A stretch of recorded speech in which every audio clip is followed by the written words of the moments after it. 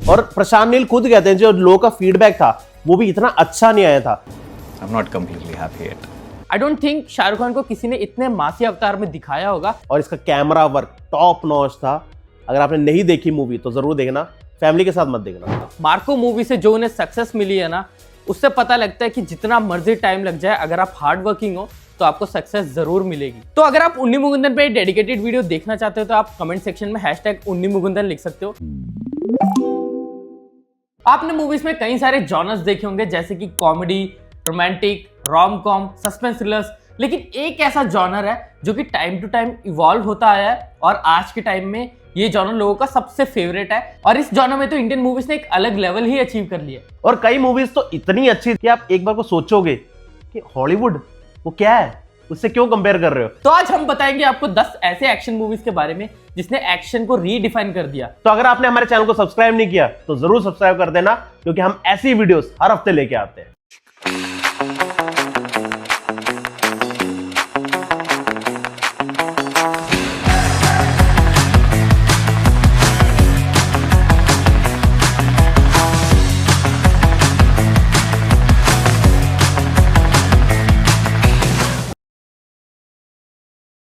Tenth में movie आती है KGF चैप्टर 2। अगर इस मूवी की बात करें तो ये मूवी 2022 की मोस्ट अवेटेड मूवीज में से एक थी और मोस्ट स्टाइलाइज्ड मूवी भी थी, क्योंकि इसका हर सीन इतना ज्यादा स्टाइलिश वे में शूट किया गया था कि ऐसा लगे कि यश बहुत ही कुछ बड़ा आदमी है। वैसे एक्चुअल में बड़ा आदमी ही था मूवी में, बट जो भी हो, इस मूवी की जो स्टोरी थी वो तो बहुत बेसिक सी थी, बट इसका मूवी का जो एक्शन था बहुत ही ज्यादा अच्छा था। जो मेरा पर्सनली जो सबसे ज्यादा फेवरेट था वो था मस्टैंग वाला सीन। उसकी एडिटिंग बहुत अच्छी थी। एक्चुअली एक 19 साल का लड़के ने उस मूवी को एडिट किया था। आप सोच सकते हो कितनी अच्छी एडिटिंग थी उसकी। हमने तक नहीं इतनी अच्छी एडिटिंग की उस एज में। हੱਸਦੇ ਚਿਹਰਿਆਂ ਦਾ ਮਤਲਬ ਇਹ ਨਹੀਂ ਹੁੰਦਾ ਕਿ ਉਹਨਾਂ ਨੂੰ ਕੋਈ ਤਕਲੀਫ नहीं ਹੁੰਦੀ। और एक टाइम पे ऐसा लग रहा था कि संजय दत्त रॉकी पे बहुत ज्यादा भारी हो गया, बट जैसे ही इंटरवल के बाद वो कलाशनिकोव वाला सीन आता है, इतना ज्यादा गूज़बम्प वाला मोमेंट था ना कि क्या ही बताए। और मूवी ओवरऑल अच्छी भी थी। उस साल के हाईएस्ट ग्रॉसिंग मूवीज में से एक थी जिसने आई थिंक 1100-1200 करोड़ भी कमाए थे। तो 9वें नंबर पे आती है मूवी तालुमाला। ये मूवी एक non linear story telling follow करती है और एक्चुअली तालुमाला का मतलब ही है कि चेन ऑफ फाइट्स। तो बेसिकली ये मूवी यूथ को देके बनाई गई थी और इस मूवी में जो फाइट्स होते हैं वो बहुत ही सिली मैटर्स के लिए होते हैं और ऐसा होता भी एक्चुअली।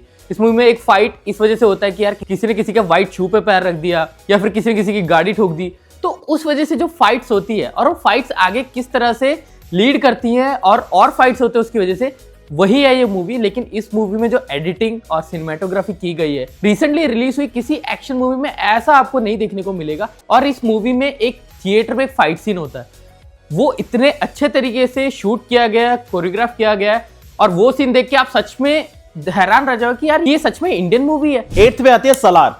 ये एक ऐसी मूवी है जो थिएटर्स में लोगों ने शायद ज्यादा पसंद नहीं की थी और प्रशांत नील खुद कहते हैं जो लोगों का फीडबैक था वो भी इतना अच्छा नहीं आया था। I'm not completely happy yet. Okay. I just feel that I am a little disappointed with how much effort I put into the first part.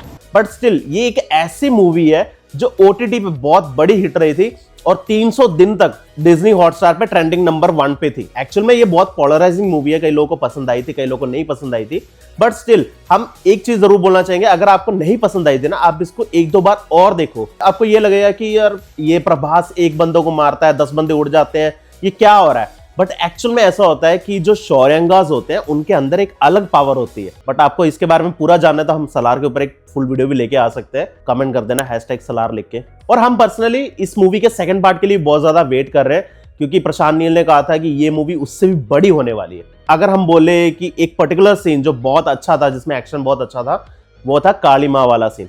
आपने नहीं देखा तो जरूर देखना, बहुत अच्छा है। बट ये मत सोचना कि प्रभास इतने लोगों को मार रहा है, एक अलग परसेप्शन से देखना, आपको पसंद आएगी मूवी।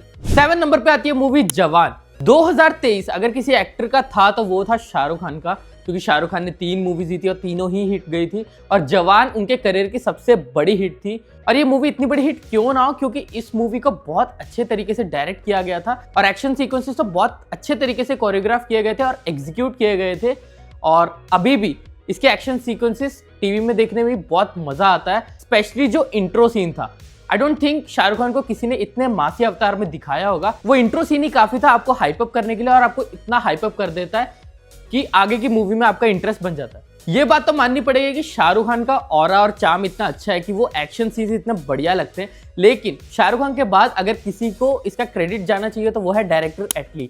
एटली का विजन इतना अच्छा था और उनको इतनी समझ थी कि उन्होंने एक्शन सीन्स इतने बढ़िया बनाए हुए कि आज भी देखने में मजा आता है। और थिएटर में लोगों ने 2-2, 3-3 बार जाके मूवी देखी है क्योंकि इतना बढ़िया और एंटरटेनिंग मूवी उन्होंने बनाया। हमने एटली पे भी एक वीडियो बनाई है, अगर आपने नहीं देखी तो यहाँ पे आ रहा होगा, तो प्लीज जाके देख लेना। 6th पे आते मूवी विक्रम। अगर मेरे से पूछोगे यार तुम्हें लोकेश कनगराज की बेस्ट मूवी कौन सी लगती है, तो मैं बोलूंगा विक्रम। क्योंकि इस मूवी में एक ऐसा ट्रायो था जो लोगों को देख के बहुत पसंद आया, क्योंकि इसमें कमल हासन थे, विजय सेतुपति थे और फहद फासिल भी थे। तीनों की एक्टिंग तो आपको पता ही है कितनी अच्छी है और तीनों ने इस मूवी में भी अच्छी खासी एक्टिंग की।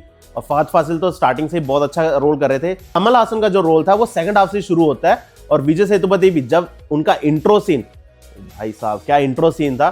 आप सोचोगे यार इतना पेट है, कोई एब्स नहीं है, कुछ नहीं है, बट बंदे का जो ऑरा स्क्रीन पे दिखता है बेस्ट है। और इसका इंटरवल ब्लॉक जब फहद फासिल रिवील कर देता है कि कौन है गोस्ट, वहां से मूवी अलग ही फ्लिप हो जाती है। और अब आप पूछोगे कि इस मूवी में आपने एक्शन की तो बात नहीं की।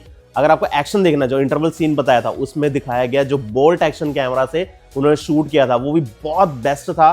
और कहीं कहीं आपको बैटमैन के रेफरेंस मिल जाएंगे, क्योंकि वैसे भी लोकेश कनगराज डीसी का बहुत बड़ा फैन है। और एक और अच्छा सीन था एक्शन का, जब कमल हासन के घर पे गुंडे आते हैं और वहीं से एक एक करके जो कमल हासन के एजेंट्स होते हैं वो रिवील होते हैं, क्योंकि ये मूवी कमल हासन की पुरानी मूवी विक्रम का ही कंटिन्यूएशन था। 5th नंबर पे आती है मूवी बागी 1।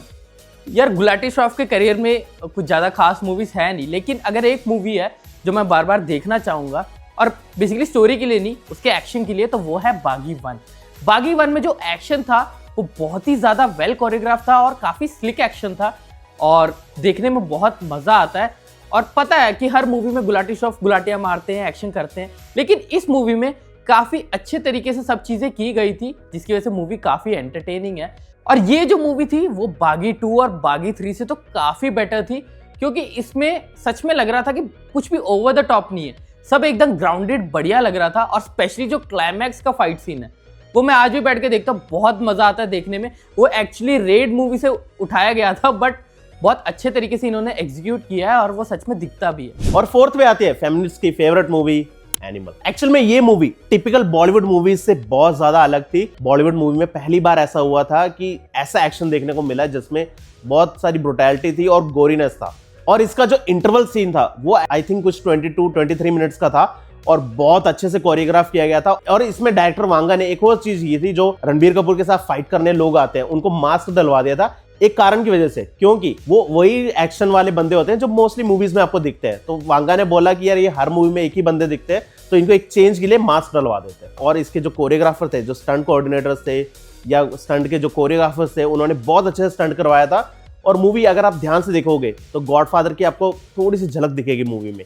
और इसका जो लास्ट वाला सीन था जहाँ पे अजीज की एंट्री होती है, वो तो बहुत ही ज्यादा ब्लडशेड था, उसमें इतनी ज्यादा ब्रुटैलिटी दिखाई गई थी। और हम वेट कर रहे हैं एनिमल 2 का भी। 3rd नंबर पे आती है मूवी रॉकी हैंडसम।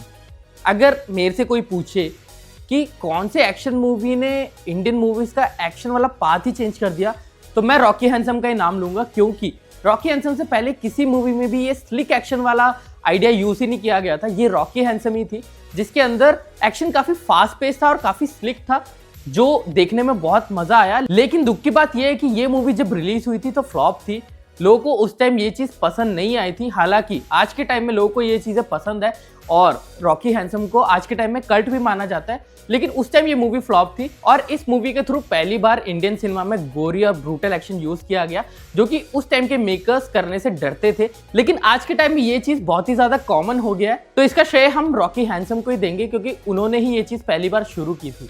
और स्पेशली कहना चाहूंगा, जो रॉकी हैंडसम है क्लाइमैक्स में एक नाइफ वाला फाइट सीन है, वो सीन आज भी देखने में बहुत मजा आता है और बहुत अच्छे तरीके से उन्होंने कोरियोग्राफ किया है। तो अगर आपने ये मूवी नहीं देखी तो आपको जरूर देखनी चाहिए। सेकंड में एक ऐसी मूवी आती है जो कल की मूवी के एक हफ्ते बाद रिलीज हुई थी और वो बिल्कुल भी फैमिली के साथ देखने वाली मूवी नहीं थी। जी हाँ, मैं बात कर रहा हूँ किल मूवी के बारे में। जब उसका ट्रेलर आया तो लोगों ने कहा कि हाँ देखना तो बनता है ये मूवी, क्योंकि एक मूवी जो पूरी ट्रेन में सेटअप हुई है, इतने नैरो पैसेज है और उसमें फाइट हो रही है। और इस मूवी के लिए स्पेशली कोरिया से लोगों को बुलाया गया था फाइट सीक्वेंस कोरियोग्राफ करने के लिए। और मूवी का जो फाइट सीक्वेंस थे इतने ज्यादा बेटर थे कि जो जॉन विक के डायरेक्टर है उन्होंने तक इस मूवी के राइट्स ले लिए। और एक फैक्ट आपको अगर नहीं पता तो ये जो इसमें मूवी में जो ट्रेन दिखाया गया वो असली नहीं था, वो सेट बनाया गया था, बाद में VFX CGI से उसको एनहेंस किया गया था। और इसका कैमरा वर्क टॉप नॉच था। अगर आपने नहीं देखी मूवी तो जरूर देखना, फैमिली के साथ मत देखना। तो पहले नंबर पे आती है मूवी मार्को। अगर आपको ऐसा लगता है कि एनिमल, किल, रॉकी हैंडसम ये सब ब्रूटल और वायलेंट मूवीज थी तो मार्को उससे भी ऊपर है। मार्को छत फाड़ के निकल जाएगा, क्योंकि मार्को में जैसा एक्शन है अब आई डोंट थिंक इतना ब्रूटल कभी इंडियन सिनेमा गया है, और आने वाले टाइम में मुझे लग भी नहीं रहा कि कोई मूवी इतना ब्रूटल जाएगा, क्योंकि जिस तरह की चीजें दिखाई गई है वो एक नॉर्मल बंदे के सोच से भी परे है। ये मूवी एक ऐसी इंडस्ट्री ने बनाया है जो कि फील गुड, सस्पेंस थ्रिलर्स इन सब जॉनर में घूमता था, और एक्शन में करते भी थे तो एक पर्टिकुलर लेवल पे करते थे। लेकिन इस मूवी से तो इन्होंने छतें फाड़ दी। जी हाँ, मैं बात कर रहा हूँ मलयालम इंडस्ट्री की। किसी ने सोचा भी नहीं था कि मलयालम इंडस्ट्री एक ऐसा गोरी एक्शन मूवी लेके आएगा, और इस मूवी की ब्रूटैलिटी और एक्शन सीन्स तो इस लेवल के कि एक टाइम के लिए तो हॉलीवुड भी शर्मा जाए। हॉलीवुड को टक्कर देने वाली चीजें इस मूवी में। एक्चुअली मार्को मूवी एक फ्लॉप मलयालम मूवी मिखाइल का प्रीक्वल है। एक्चुअली उस मूवी में एक विलन था मार्को नाम का। मूवी भले ही फ्लॉप थी, लेकिन वो जो विलन था वो लोगों को बहुत पसंद आया था, और लोगों ने कहा कि हमें एक स्पिन ऑफ चाहिए इस विलन का। और यही बात शायद डायरेक्टर ने सुन लिया, और डायरेक्टर ने सोचा कि चलो मैं मार्को के लिए स्पिन ऑफ लेके आता हूँ, और ऐसा स्पिन ऑफ लेके आया कि लोगों का हेड स्पिन हो गया।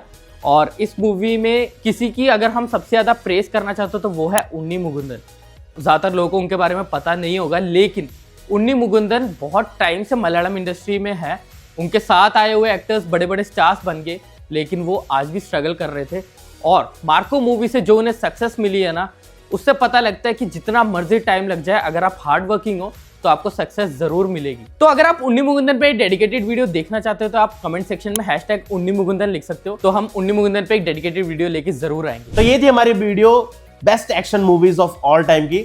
अगर आपको पसंद आई तो इस वीडियो को लाइक, शेयर और कमेंट जरूर कर देना। तो अगर आपको ऐसा लगता है कि हमने किसी मूवी को मिस आउट कर दिया है या फिर हमारी रैंकिंग गलत है, तो आप हमें कमेंट सेक्शन में जरूर बता सकते हैं। We would really like to have a discussion on this. तो तब तक के लिए बाय।